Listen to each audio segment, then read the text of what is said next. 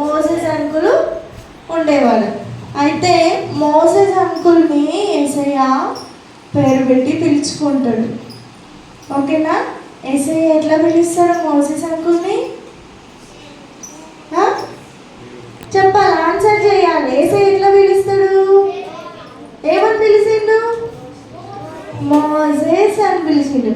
అయితే Moses uncle యేసయ్య ఎందుకు పిలిచిండంటే, ఒక ఇజ్రాయేలు ప్రజలని ఉండేటోళ్ళు. చెప్పండి ఒకసారి మీరు. ఇజ్రాయెల్ మన ఇండియాలో ఎక్కువ ఒక కంట్రీ ఉండేది ఇజ్రాయెల్. ఇప్పుడు మనము ఇండియన్స్ కదా, మన కంట్రీ ఇండియా. అట్లనే ఈ భూమి పైన ఇజ్రాయెల్ అని ఒక కంట్రీ ఉంది. అయితే ఆ ఇజ్రాయేలు ప్రజల్ని ఒక కింగ్ అంటే రాజు. ఓకేనా?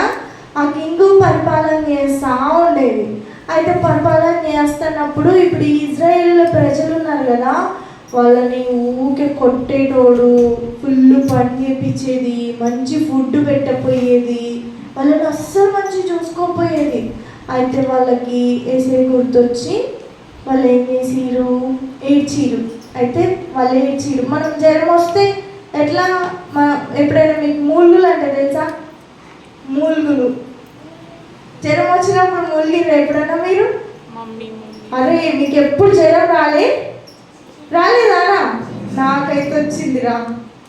మీకు రాలేదా? నాకు వచ్చింది.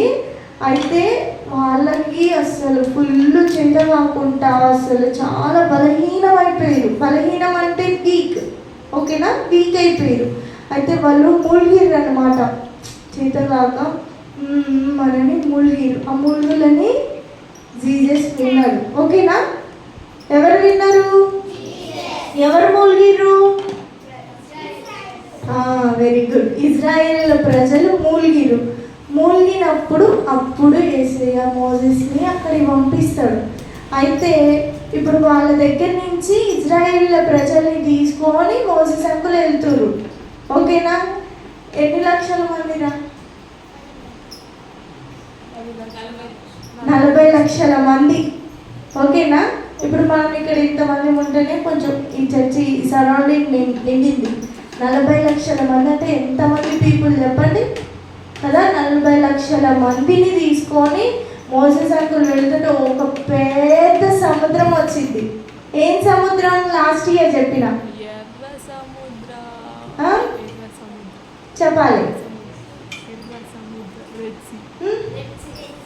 Very good. రెడ్ సీ, ఎర్ర సముద్రం వచ్చింది. మళ్ళీ ఒకసారి గట్టి చెప్పండి. ఎర్ర సముద్రం. దాంట్లో నీళ్లు తోడి పోస్తామా మనం? అయిపోతాయి ఆ నీళ్లు సముద్రంలో? అయిపోవు. అయితే వాళ్ళు దాటడానికి వాళ్ళ వెనుకనేమో కింగ్ వస్తుండు, వీళ్ళేం ముందు వెళ్తురు.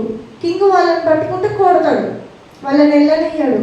అయితే ఎట్లా అంటే మోసెస్ అంకుల్ ప్రే చేస్తాడు. ప్రే చేయగానే ముందున్న ఎర్ర సముద్రం ఉంది కదా, అది 2 పాయలైపోతుంది. 2 పాయలైన తర్వాత దాంట్లో నుంచి నడుచుకుంటూ వెళ్ళలేస్తామా? ఎందుకు వెళ్ళలే? లోతుగా ఉంటుంది. ఇప్పుడు ఇది సముద్రం, ఈ సముద్రం ఇట్లా పాయ, ఇది యువతలకి పోయింది, ఇది యువతలకి పోయింది. మొత్తం ఇప్పుడు అది దారి అయింది మధ్యలో. ఇప్పుడు అందులో నుంచి మనం నడుచుకుంటూ పోతామా? పోవచ్చా? నేనైతే పోలేనురా. ఎందుకు చెప్పనా?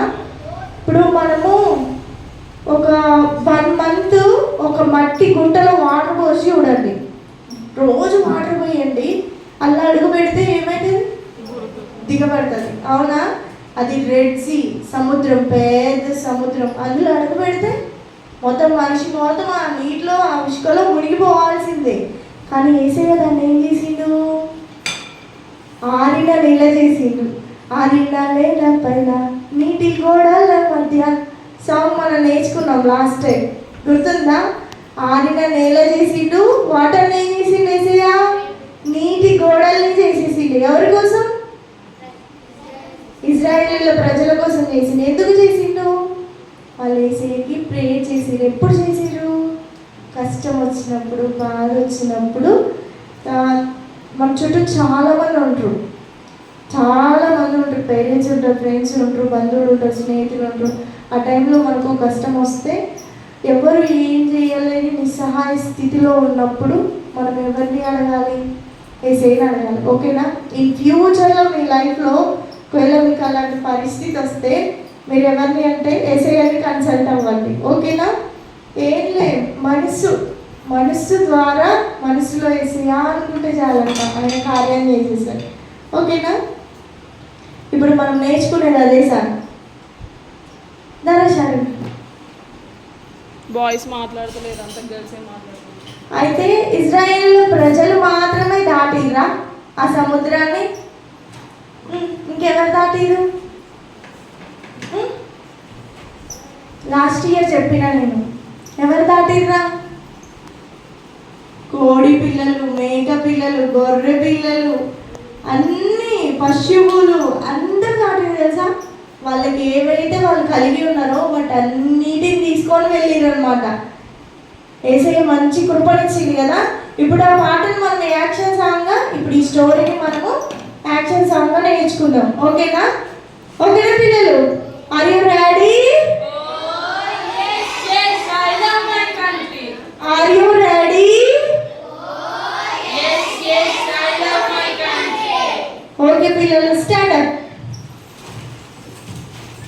మంచిగా యాక్టివ్గా జాయ్ఫుల్గా ఉండి వేయాలన్నమాట. మిమ్మల్ని ఇక్కడ ఎవరు కొట్టరు, తిట్టరు, మిమ్మల్ని ఏమనరు.